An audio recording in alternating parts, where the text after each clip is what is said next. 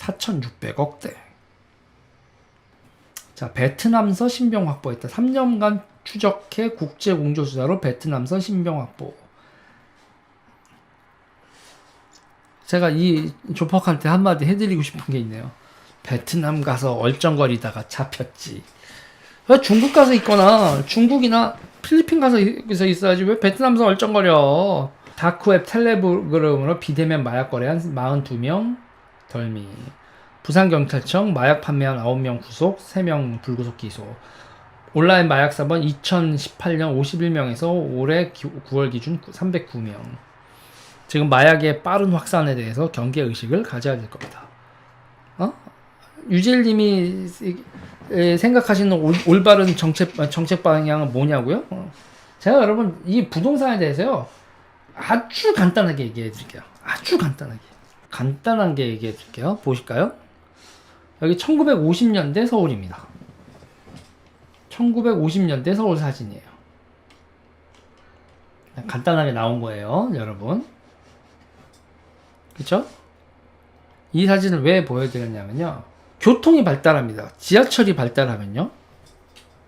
인구 캐파가 들죠. 하수구, 상수도, 지하철, 이제 인공지능, 자율주행, 이런 것도 나오겠죠.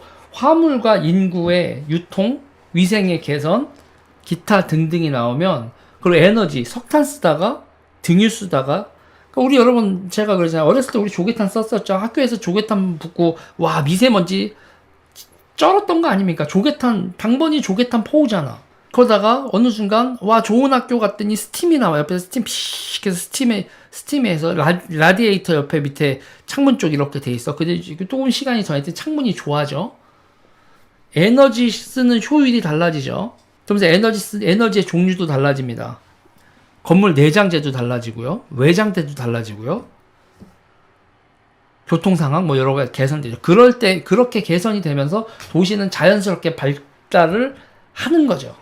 저는 이 얘기를 왜 하냐면 박원순의 10년은 제가 그때 말씀드렸죠. 박원순의 기본적인 그 정서, 신미성이 뭐냐면 목가적 신미성이에요. 목가적 신미성. 가난해도 행복한 우리, 커뮤니티가 살아있는 우리 동네 얼마나 정겹습니까? 애들이 뛰놀던 우리 동네. 그런 감수성으로 서울시 예산 몇천억 이렇게 꼬라박는다고 도시가 재생이 돼요? 메리아스 입고 선풍기 틀면서 여러분 내 사진 부채 피고 이런다고 서울의 커뮤니티가 복원이 됩니까? 그리고 또 하나 볼게요. 서울을 개발을 하면 지방이 찌그러든다. 서울을 개발하는 만큼 지방도 개발을 해야 되겠죠. 그리고 서울, 그러니까 지방의 문제는요, 여러분, 제가 그런 거예요.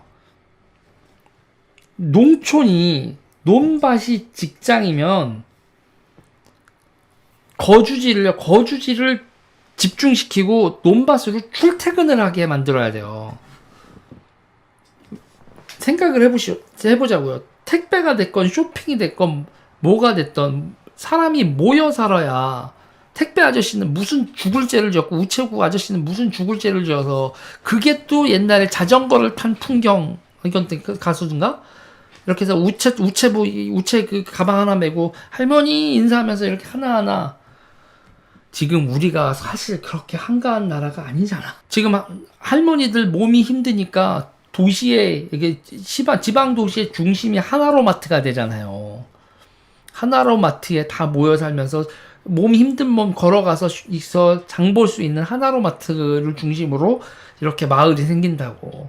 상하수도 길게 할 필요 없이 다 모으고 인터넷 막 모으고 그렇게 사람 모아 살면서 병원, 주택, 육아, 교육들이 답이 나오는 지방 거점 컴팩트 시티들을 10만에서 15만 정도를 모든 걸 다 누릴 수 있게 짜임새 있게 짜고 거점과 거점 사이에 네트워크를 만들고 교통 만들고 지방은 지방대로 서울은 서울대로 개발을 통해서 답을 내야 된다고 생각. 이거 제가 있잖아요. 저도 이런 인간이 아니었는데 좌파 정책 몇십 년 실패하는 걸 보고 결국은 뭐냐면 답이 나오는 개발이 답이야. 관성에 붙어서 쓸데없는 도로, 쓸데없는 도로에다가 돈꼬라 박는 그런 무개념 토건 사업 말고요. 제대로 된 개념 받고 도시의 기능성을 향상시키는, 다시 재설계하고 에너지 정책 다시 짜고 그렇게 가야겠죠. 그리고 여러분 지금 강남 개발 같은 경우에도 여러분 잘 생각해 보세요. 박정희 대통령이 강남 개발은 어떻게 했어요? 강남 개발을 지구 단위로 개발을 했잖아요. 그쵸? 근데 사실 아름다운 아파트는 아니야. 1970년대 우리나라의 국부의 수준을 반영한 아파트들이죠. 콘크리트 위층 층간소음 대책 없고 난방도 제대로 안 되고 아파트에 우풍 들었잖아. 아니 속된 말로 여러분 우풍 들었잖아. 우풍. 그건 1970년대 우리가 가지고 있었던 국부의 수준이죠. 그쵸? 그리고 지금은 점점 나아진 거. 근데 보세요. 그때는 여러분 제가 무슨 얘기를 하려고 이 얘기를 하냐면 그때 그 지구 뭐 반포지구가 됐든 뭐든 아파트 높이 똑같이 해서 똑같은 걸 뾱뾱뾱뾱 박았어요. 그래서 이렇게 하나의 지구 단위 계획으로 아파트를 졌죠. 그런데 우리나라 강남 재개발 어때요? 재개발이 지구 단위 재개발해요? 아니죠. 단지 단위 재개발이에요. 맨 처음에 개발은 지구 단위 개발을 했는데 재개발은 단지 단위 재개발이잖아요. 그러니 어떤 사태가 벌어져요? 강남의 스카이라인이 안 나오지. 강남의 스카이라인 무너지고 그리고 저마다 그 어떤 특색 있는 그 여기서부터는 여기는 딱 들어오는 순간 여기는 반포에 들어왔다 이런 게 아니라 삑삑삑삑 도시가 이 아파트 단지별로 뚝뚝뚝뚝 단절이 벌어지면서 이게 뭐야 이 도시의 정체성은 뭐고 여기는 뭐 하는데요? 아파트 뭐 이런 브랜드만 이렇게 크게 붙여놨지? 이 도시가 어떤 신미성과 어떤 기능성, 어떤 지구 단위 계획으로 세워진 건가? 라는 거에 대해서 아무 생각이 없어지는 거지 지금. 재건축이 그렇게 벌어졌다는 거죠. 그러니까 이렇게 되면 어떻게 되는 거냐면 그러니까 만약에 지금 50층으로 지어야죠. 그러면 50층으로 지으려면 여러분 건폐율을 낮춰서 거기 안에다가 이렇게 50층짜리 뚝뚝 해놓고 거기 안에다 막 숲을 만들어 놓고 50층으로 짓든지 갤러리아 포레처럼, 아니면 서울의 이 지구 단위는 뭐 이런 특색이 있다, 고층 건물에 뭐 숲이 있다, 뭐 내지는 뭐 무슨 공간이 있다 이런 식으로 있든가 무슨 어떤 컨셉이 있어야 되잖아요. 그런 게 없어. 그냥 컨셉은 없이 비싼 아파트, 그냥 오로지 비싼 아파트가 컨셉이야. 비싼 아파트가 컨셉이라니까. 그래서 제가 얘기하는 게 있어요. 만약에 있잖아요. 이대로 가잖아요. 이대로 가면 강남이 이대로 지구 그러니까 단지 단위 재건축 쭉 간 다음에 강북에 있는 뭐 지금 그런 데들 있잖아요. 다세대 주택하고 연립주택 많은 동네들 막 산 비탈 있고 이런 데들 있잖아요. 대규모로 여러분 대규모로 재개발을 하잖아요. 만약에 대규모로 재개발을 하고 나서 띡 한번 바라봤을 때 강북이 더 좋네? 이런 상황이 벌어질 수도 있다니까. 지금 상태가 있잖아요. 이대로 가면 그러면서 보세요 여러분. 어떤 또 문제가 있냐면 우리가 이동을 할 때 뭐로 이동을 해요?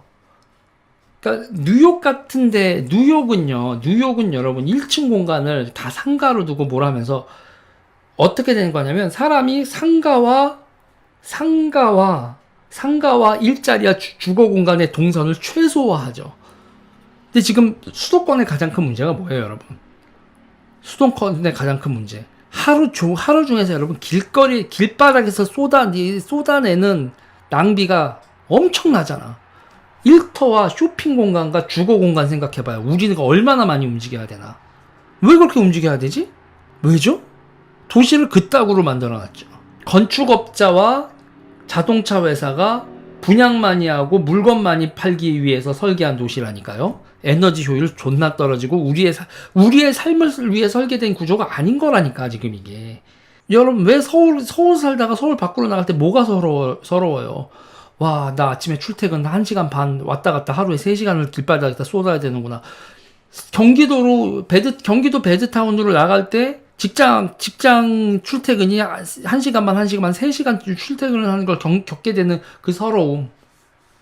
자식들은 모르지. 동네에서 크는 자식들은 모르죠, 여러분. 그러나 우리가 월급쟁이가 돼봐. 그리고 뭐 비즈니스 미팅이 있다 뭐다 했을 때 얼마나 많이 움직여야 되는지. 그러면 생각을 해보자고요. 그 도시 단위에서 업종별 지구, 여기는 뭐 패션 산업 단지, 여기는 뭐 IT 단지, 여기서는 그리고 거기서 행정 서비스 단지, 뭐 이렇게 해가지고 최소한으로 이동을 그리고 주거지, 무슨 사람들을 위한 그 업종 종사자들을 위한 뭐 젊은 사람들을 위한 주거지, 교통시설을 해가지고 최대한의 쇼핑, 집, 주거를 이동을 하면 사람이 많이 살아도 교통량을 확 줄이고 우리가 시간 낭비를 줄일 수가 있다니까? 효율적인 도시를 만들 수 있잖아요. 도시가 여러분, 쥐 파먹은 도시가 되면 어떡할 거야.